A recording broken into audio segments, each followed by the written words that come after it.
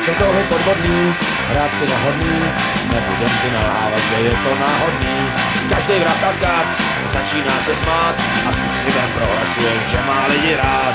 Tak poslouchej Mandela, takhle se to nedělá.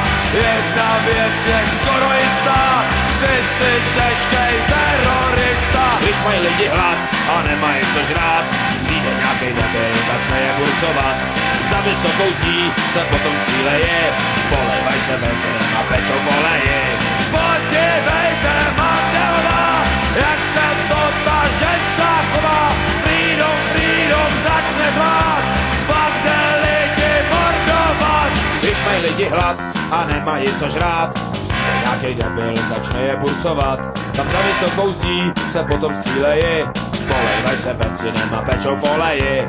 Poslouchejte, je vás víc, těch, co patří do Bohnic.